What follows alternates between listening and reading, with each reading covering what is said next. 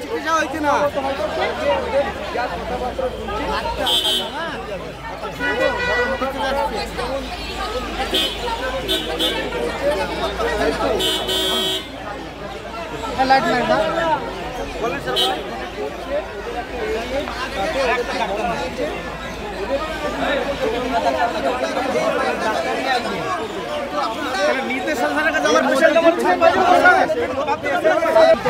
আমার কোনো ছেলে ট্রিটমেন্ট হয়নি স্যার আমার অবস্থা সময় আমাকে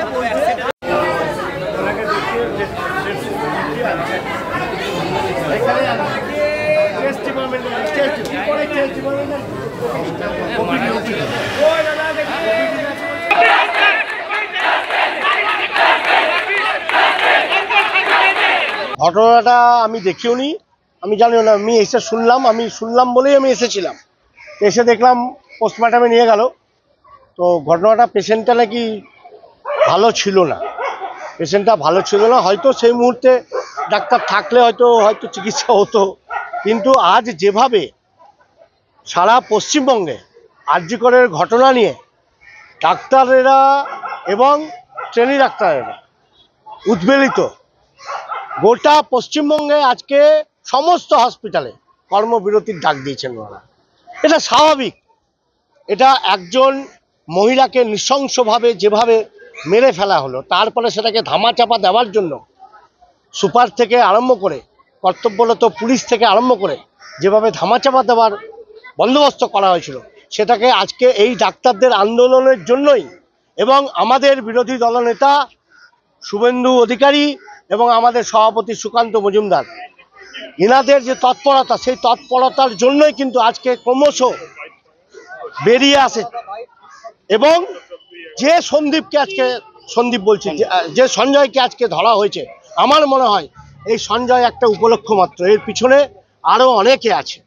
না হলে একজনকে ওরকমভাবে নৃশংসভাবে সম্ভব না একজনের পক্ষে। জুনিয়র ডাক্তারদের আন্দোলনটা সঙ্গত, একদম সঙ্গত। সিনিয়র ডাক্তারদের থাকার কথা ছিল, তারাও তো নেই। না, দেখুন আজকে ডাক্তাররা যে নিরাপত্তা বোধ আশঙ্কা করছেন, এটা তো অমূলক নয়, এটা তো আমরা প্রায় দিনই দেখতে পাই। হসপিটালে এসে ডাক্তারদেরকে মার, হসপিটালের বিভিন্ন স্টাফদের উপরে অত্যাচার, ভাঙচুর, এটা তো আমরা দেখতে পাচ্ছি। এর একটা বন্ধ হওয়া উচিত।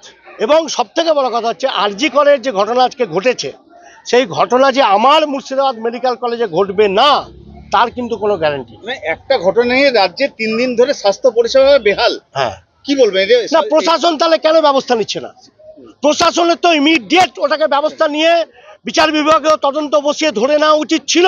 এইভাবে অচলাবস্থা কাটাবার যে চেষ্টা, সেটা তো এই সরকারের পক্ষ থেকে আমরা দেখতে পাচ্ছি না। এবং আমরা আতঙ্কিত মুর্শিদাবাদ মেডিকেল কলেজ নিয়ে, কারণ যেভাবে সিকিউরিটি ল্যাক, এই মুর্শিদাবাদের মেডিকেল কলেজে অসংখ্য মানুষ গ্রাম গ্রামান্তর থেকে চিকিৎসার জন্য আসে, কিন্তু এখানে তৃণমূলের বেশে দালালরা ঢুকে যে দালাল রাজ কায়েম করেছে, সেখান থেকেই তো এই বিপত্তিগুলো আসছে। আজকে কে সেই সিভিক ভলেন্টিয়ার? কেন তার দৌরাত্ম্য থাকবে আরজি করে? এরকম দৌরাত্ম্য আমার মুর্শিদাবাদ মেডিকেল কলেজে হচ্ছে। এখানে কোনো পরিকাঠামো নেই, না নেফ্রোলজির ডাক্তার আছে, না ভালো কার্ডিয়াক আছে, না ভালো শিশুদের জন্য ডাক্তার আছে, না ইউরোলজির কোনো ডাক্তার আছে, কোনো ফ্যাকাল্টি নেই এখানে। মানুষ আসছে, দুটো সাদা বড়ি আর লাল বড়ি আর কালো বড়ি দিয়ে তাদেরকে ছেড়ে দেওয়া হচ্ছে। চিকিৎসার নামে প্রহসন চলছে পশ্চিমবঙ্গে। আজ মুখ্যমন্ত্রী নির্যাতিতা মহিলার বাড়িতে মুখ্যমন্ত্রী নিজে গেছেন, আমাদের সভাপতিও গিয়েছিলেন সুকান্তবাবু। মহিলার নির্যাতিত মহিলার বাড়িতে যাওয়াটা বড় কথা নয়, পশ্চিমবঙ্গবাসী আজ উন্মুখ যে এর পিছনে কারা আছে। উনি যদি মুখ্যমন্ত্রী হন, ওনার উচিত এই যে আজকে 72 ঘন্টা পার হয়ে প্রায় 85 ঘন্টা পার হতে চললো, এখনো পর্যন্ত কেন একজনকে সামনে রেখে তার পিছনে কে আছে উনি কেন ধরতে পারছেন না? এটা ধরলেই তো আজকে সব সমস্যার সমাধান হবে।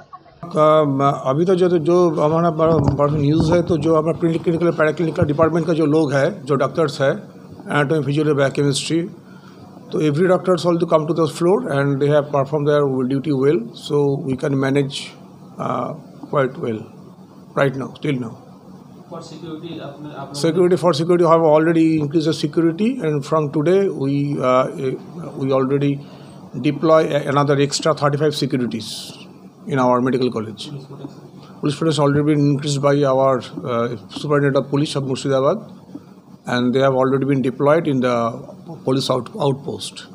the students shouting outside, but anything. But they are shouting in a controlled way in a separate location, but emergency service is still on.